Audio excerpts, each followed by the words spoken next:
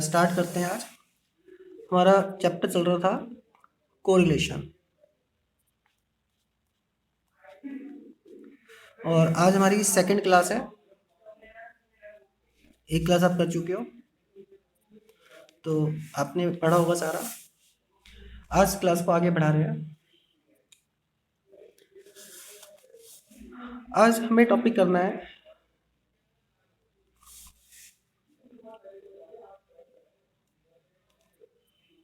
Calculation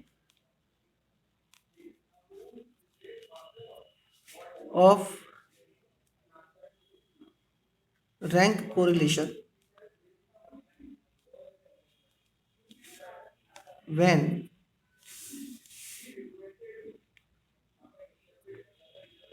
ranks are repeated. ये repeated ranks क्या होती है, लास्ट क्लास में मैंने थोड़ा सा बताया था आपको। आप इस एग्जांपल से समझिए। तो बेटा, एक क्लास में कुछ बच्चों का टेस्ट लिया गया और उनके रोल नंबर हमें गिवन है। रोल नंबर 1, 2, 3, 4, 5, 5 बच्चों का टेस्ट कंडक्ट किया गया और उनके जो मार्क्स आए वो नोट कर लिए गए। Marks in economics. Roll number 1 के आए 70 मार्क्स, रोल नंबर 2 के 75 मार्क्स, रोल नंबर 3 के भी 70 मार्क्स आए, रोल नंबर 4 के सपोज 75, रोल नंबर 5 के भी 70 मार्क्स आए। तो आप देख रहे हो बेटा, मार्क्स रिपीट हो रहे हैं, है ना। और इन्हीं बच्चों के जब मार्क्स नोट किए गए एक दूसरे सब्जेक्ट्स में, सपोज मैंने कहा कि मार्क्स इन इंग्लिश। इंग्लिश में फर्स्ट रोल नंबर के सपोज 75 मार्क्स आए, सेकंड रोल नंबर के भी 75 मार्क्स आए, थर्ड के आए 80, और फिर फोर्थ के 70, और फिफ्थ रोल नंबर के आ गए 90 मार्क्स। और वो कह रहे कि कैलकुलेट करो स्पीयरमैन्स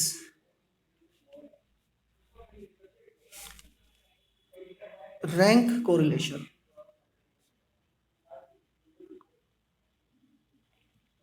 ठीक है, ये कैलकुलेट करना है। अब लिखना बंद करोगे बेटा, सिर्फ और सिर्फ नज़र इधर रखो, सिर्फ सॉल्यूशन देखो। तो जो रोल नंबर्स दिए हुए हैं बच्चों के, इनका कोई यूज़ तो होता नहीं है, आपको पता ही है, लेकिन फिर भी नोट कर लो। 1, 2, 3, 4, 5। ठीक है, 5 रोल नंबर हमने नोट कर लिए। और मार्क्स इन इकोनॉमिक्स को हमने बोल दिया सपोज रैंक 1। तो अब रैंक 1 हमें निकालना है, तो इंग्लिश के मार्क्स छुपा लो। अब बता सकते हो कि फर्स्ट रैंक किसको मिलेगी? फर्स्ट रैंक किसको मिलेगी? ओहो, यहाँ तो देखो ना, 2 बच्चे आए हैं जिनके 75 मार्क्स हैं। तो पता है, अब दोनों में से क्या किसी को भी फर्स्ट रैंक दे, एक को फर्स्ट दे दे, ऐसा क्या सही लगेगा बताओ? अगर रोल नंबर 2 को फर्स्ट रैंक दे दिया जाए तो क्या सही बात होगी? रोल नंबर 4 को क्या अच्छा लगेगा? आप सोचो तो इस बात को, नहीं लगेगा ना। या अगर रोल नंबर 4 को फर्स्ट रैंक दे दिया जाए तो रोल नंबर 2 को बुरा लगेगा, क्योंकि दोनों के मार्क्स तो बराबर है। तो पता है, जब मार्क्स इक्वल है तो रैंक कैसे दिया जाएगा बेटा? बहुत ध्यान से समझना, बहुत ध्यान से, बहुत ध्यान से समझना। कितनी बार रिपीट हुआ है? 75। 2 बार रिपीट हुआ है ना। तो हम क्या करेंगे बेटा, first rank plus second rank. बात समझ में आई मेरी? 75 2 बार रिपीट हुआ है बेटा, तो एक को फर्स्ट और एक को सेकंड रैंक जानना है। तो हम क्या करेंगे, दोनों को ऐड करके उनका एवरेज कर देंगे। क्या आ गया एवरेज? 1.5। तो अब हम क्या करेंगे, 75 दोनों को 1.5 रैंक दे देंगे, यानी कि रोल नंबर 2 को 1.5 और रोल नंबर 4 को भी 1.5। बात समझ में आई? ये रफ वर्क कर रहा हूं मैं इधर, ठीक है, ये रफ वर्क है। अच्छा, अब मुझे बता सकते हो कि बेटा 1, 2 दो रैंक डिस्ट्रीब्यूट हो चुकी है। अब जो हम रैंक देंगे ना, थर्ड से देना शुरू करेंगे, क्योंकि 2 को रैंक हमने दे दिया है 1, 2। अब थर्ड से रैंक देंगे, तो थर्ड, फोर्थ, फिफ्थ किसको देंगे? तीनों बच्चों के 70 मार्क्स है, इक्वल है। तो हम क्या करेंगे, इनका भी एवरेज कर लेंगे, थर्ड, फोर्थ एंड फिफ्थ। और क्योंकि ये 3 रैंक का एवरेज कर रहे हैं तो डिवाइड भी किससे करेंगे हम बताओ? 3 से ही करेंगे ना। कितना आ गया? 4।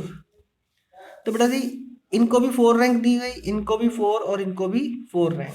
बात समझ में आई? कोई डाउट बेटा किसी को? जिलमिल क्लियर बेटा? ठीक है बेटा। अब आगे देखो, अब हमें देना है रैंक 2। अब रैंक 2 कैसे देंगे? इसमें देखो बेटा फर्स्ट रैंक किनको मिलेगी? 90 मार्क्स रोल नंबर 5 के हाईएस्ट है, तो रोल नंबर 5 को फर्स्ट रैंक दे दिया। तो इधर लिखता हूँ मैं फर्स्ट रैंक। फिर सेकंड रैंक किनको मिलेगी? ये 80 मार्क्स आया रोल नंबर 3 के, रोल नंबर 3 को हमने दे दी सेकंड रैंक। थर्ड रैंक किसको मिलेगी?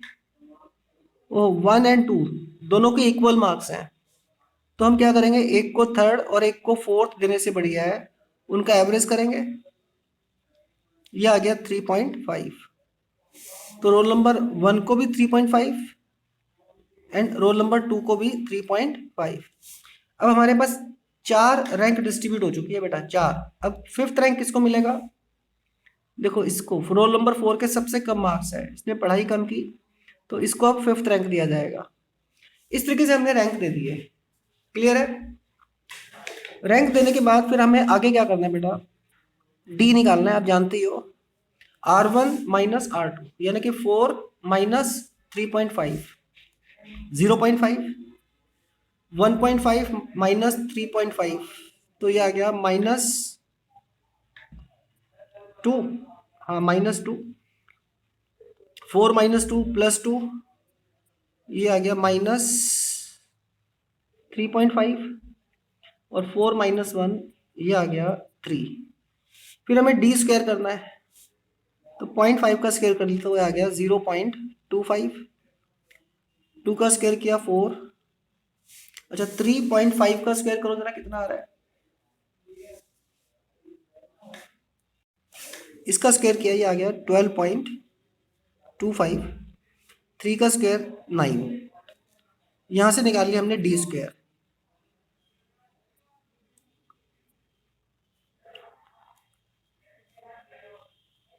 29.5। अच्छा एन कितने हैं यहाँ पे? एन है बेटा हमारे पास 5। अब देखो लिखना बंद करोगे, ध्यान से सुनना है बेटा, बहुत ध्यान से। यहाँ पे ये बेस में क्या लिखा हुआ है नजर आ रहा है आपको? बेस में क्या लिखा हुआ है? डिनोमिनेटर में देखो 2 लिखा है ना। ये बेटा जी जो 2 लिखा हुआ है ना, इसको एक सिंबल दिया जाता है, इसको कहा जाता है M1। ठीक है। अच्छा फिर यहाँ पे बेस में देखो क्या लिखा हुआ है? 3 लिखा हुआ है, तो इसको नाम दिया जाता है M2। और यहाँ पे देखो बेस में क्या लिखा है, यहाँ पे नजर इधर 2 लिखा हुआ है, बताओ इसको क्या नाम दिया जाएगा? अगर वो M1 था फिर M2 था, ये क्या आएगा बताओ? M3। ठीक है। यानी कि M हमारे पास 3 तक आए हैं यहाँ पे, तो M जरूरी नहीं कि 3 तक आएंगे, वो M 2 तक भी आ सकते हैं, 4 भी हो सकते हैं, 5 भी हो सकते हैं, M जितने मर्जी हो सकते हैं। हमारे एग्जाम्पल में M 3 आए हैं केवल। ठीक है। अब देखो बेटा हमें एक फॉर्मूला तो यूज करना है ना रैंक कोरिलेशन का, बहुत ध्यान से समझना। फॉर्मूला होता है 1 माइनस 6 इंटू में sigma D square plus 1/12 into M1 की पावर 3 यानी कि M1 cube minus M1 plus 1/12 M2 cube minus M2 plus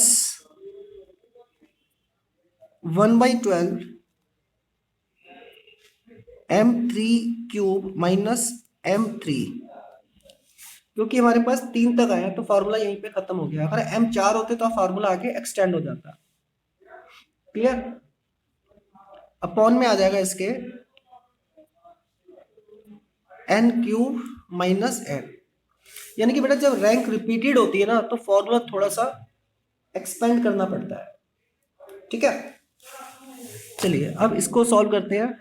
1 - 6 sigma D square आया था हमारा 29.5 प्लस 1/12 m1 कितना था 2। तो बेटा 2 की पावर 3 कितना हो जाएगा बताओ, -2 प्लस 1/12 m2 आया था 3, 3 की पावर 3 -3 प्लस 1/12 और m3 आया था 2, तो 2 की पावर 3 -2 अपॉन में n 5 थे तो 5 की पावर 3 -5, ठीक है। अच्छा इसे फर्दर सॉल्व करना है अभी तो, equal to 1 - 6 into 29.5 plus 1/12 into 2 की पावर 3 मीन्स 2 × 2 × 2 कितना हो जाएगा 8, 8 - 2 6 प्लस 1/12 इंटू 3 की पावर 3 मीन्स 3 × 3 × 3 27 -3, तो ये हो गया 24 प्लस 1/12 इंटू 6 अपॉन में 5 की पावर 3 मीन्स 5 × 5 × 5 125 -5, ठीक है बेटा। यहां तक समझ में आ गया। चलिए बेटा आगे सॉल्व कर रहे हैं इसको। इक्वल टू क्या था 1 - 6 इंटू 29.5 प्लस 1/12 इंटू 6 यानी कि 0.5 प्लस 1/12 इंटू 24 यानी कि 2 प्लस 0.5 अपॉन में 125 - 5 यानी कि 120 इक्वल टू 1 - 6 इंटू ये कितना हो गया 32.5 अपॉन में 120 इक्वल टू 1 इसे सॉल्व कर लो पूरा कितना आ रहा है, यानी कि कोफिशिएंट कोरिलेशन आ गया -0.625। इस टॉपिक को खत्म करने वाले हैं, रैंक कोरिलेशन को। ये जो क्वेश्चन मैं लिख रहा हूं ना आप मेरे साथ साथ नोट कर लो, ठीक है। क्वेश्चन साथ साथ नोट करो, लास्ट क्वेश्चन है फिर हमारा रैंक कोरिलेशन खत्म हो जाएगा, राइट। और इसका हेडिंग है करेक्टिंग या करेक्शन ऑफ रॉन्ग कैलकुलेशन। मतलब हम जब कोरिलेशन निकालते हैं रैंक कोरिलेशन तो कुछ एरर हो सकती है ना, तो वो जो एरर हो गई उसको हम करेक्ट कैसे करेंगे, उसको करेक्ट करने का क्या मेथड होता है, आप इस एग्जांपल से समझिए बेटा। साथ साथ क्वेश्चन नोट कर लो। वो कह रहा है कि the coefficient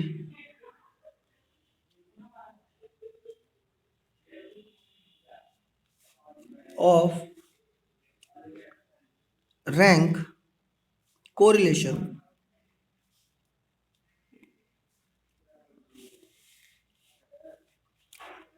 of marks obtained by 10 students in English and economics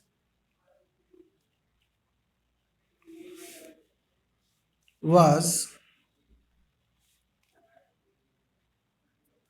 found to be 0.5, यानी कि रैंक कोरिलेशन निकाला गया 10 स्टूडेंट्स है, इसका मतलब हुआ कि n 10 है और रैंक कोरिलेशन 0.5 है। ठीक है, आगे वो कह रहा है it was later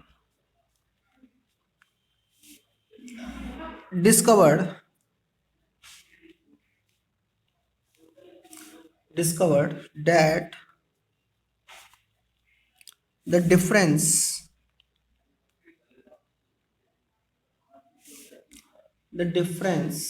in ranks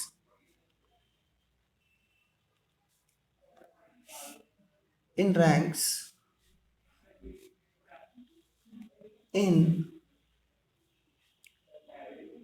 two subjects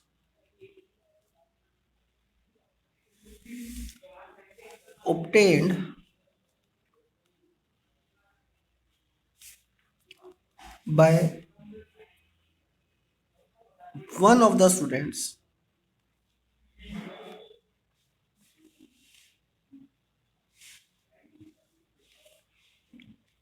was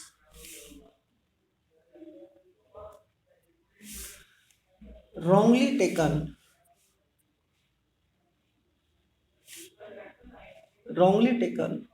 as 3 instead of 7. Find the correct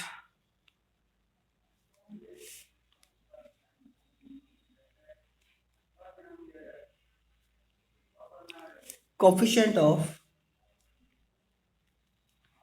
rank correlation। ये क्वेश्चन है। देखो बेटा, ये क्वेश्चन थोड़ा बड़ा सा है, आपको क्वेश्चन समझ लेना है। सोल्यूशन बिल्कुल सिंपल है, सोल्यूशन ऑलवेज सिंपल ही होती। देखो क्वेश्चन बहुत ध्यान से समझना बेटा। गिवन क्या है हमें क्वेश्चन में, 10 स्टूडेंट्स हैं, यानी कि n कितने हैं 10, और रैंक कोरिलेशन कितना है 0.5, यानी कि r के हमें दिया हुआ है 0.5।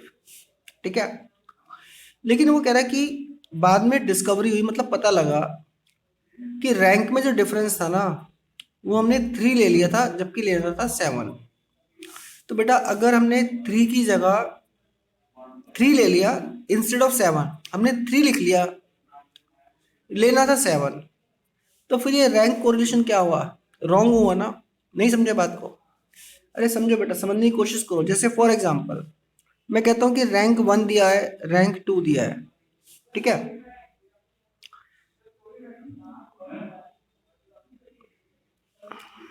और सपोज ये जो रैंक 1 है ये है सपोज 20, रैंक 2 है सपोज, ये मैं अपने हाइपोथेटिकल डेटा ले रहा हूँ, इसका इन क्वेश्चन से कोई मतलब नहीं है, समझाने के लिए ले रहा हूँ। ठीक है ना बेटा, सिर्फ समझाने के लिए है। तो बताओ डी कितना आना चाहिए, मतलब डिफरेंस कितना आना चाहिए, 13 माइनस 20 माइनस 13, यानी कि 7 आना चाहिए ना। 7, देखो नजर इधर, 7 आना चाहिए ना। लेकिन पता है गलती से क्या किया गया, गलती बेटा गलती तो हो जाती है, 20 माइनस 13 हमने गलती से क्या कर दिया, 3 कर दिया, 3 कर दिया, ये कर दिया, ये हमारी एरर है बेटा, एरर, गलती से हो गया, जानबूझ के नहीं किया, गलती से हो गया। तो बताओ अगर हमने डिफरेंस जो 7 आना चाहिए था 3 ले लिया, तो हमारा आंसर तो गलत ही होगा ना। समझ रहे हो मेरी बात को बेटा, नहीं समझ रहे? ईशानी समझ में आई बेटा बात? बोलो जिलमेल। हाँ, तो बेटा ये रैंक कोरिलेशन गलत हो गया। क्यों गलत हुआ? क्योंकि डी हमने क्या ले लिया 3, जो कि रॉन्ग था, जबकि डी करेक्ट क्या होना चाहिए था, 7, जो कि करेक्ट था। तो ये आंसर भी तो हमारा गलत हो गया। ये पूरा क्वेश्चन कह रहा है। अब हमें ना इसको सॉल्व करना है। देखो सॉल्व करने के लिए ये तो क्वेश्चन हो गया जो दिया हुआ था क्वेश्चन में। चलिए बेटा जी सॉल्व करते हैं। और सॉल्व करते समय ना हम दो पार्ट्स में डिवाइड कर लेते हैं अपने सॉल्यूशन को। एक तरफ हम लेते हैं रॉन्ग, क्योंकि गलत हो गया है। दूसरी तरफ बेटा जी हम लेते हैं करेक्ट, क्योंकि अब हमें सही करना है। चलिए रॉन्ग वाले पोर्शन पे आते हैं। हम जानते हैं कोरिलेशन का फॉर्मूला तो होता है 1 - 6 sigma D square upon N cube minus N. वो ये नहीं कह रहा कि फॉर्मूला हमने गलत लिखा, फॉर्मूला तो सही लिखा होगा। मतलब रॉन्ग जब किया होगा तब भी फॉर्मूला तो सही लिखा ना, सिर्फ डी गलत कर लिया है हमने। समझ रहे हो ना? करेक्ट में भी फॉर्मूला क्या होगा, 1 - 6 sigma D square upon N cube minus N. ठीक है ना? अच्छा अब इधर आ जाओ, रॉन्ग वाले पे आ रहे हैं। रॉन्ग वाले पे आर के कितना है बेटा, रॉन्ग कितना है, 0.5। ठीक है ना? Equal to 1 - 6 sigma D square, N कितना है, एन बेटा जी 10 है, 10 क्यूब माइनस 10। ठीक है? इसको फर्दर हमने सॉल्व किया तो ये आ गया 0.5 equal 1 - 6 sigma D square upon ये सारा हो जाएगा 990। ठीक है ना? अच्छा 1 इक्वेशन के दूसरी साइड लेके चले जाओ तो ये हो जाएगा बेटा जी 0.5 -1 equal -6 sigma D square upon 990। अच्छा इसको किया तो आ गया 0.5 माइनस का equal to -6 sigma D square upon 990। अच्छा माइनस से minus cancel, minus minus cancel हो गया बेटा। अच्छा इसको सॉल्व किया तो सिग्मा डी स्क्वायर क्या आ जाएगा, सिग्मा डी स्क्वायर आ जाएगा 0.5 इंटू 990 अपॉन में 6। तो इसको सॉल्व किया तो कितना आ गया, ये आ गया 82.5। ठीक है? लेकिन बेटा ये तो रॉन्ग है, सिग्मा डी स्क्वायर जो 82.5 आया है रॉन्ग है। ठीक है? आप मुझे बताओगे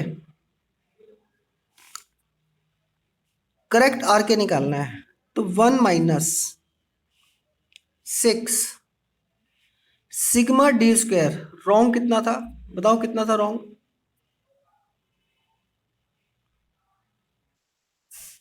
82.5 है ना,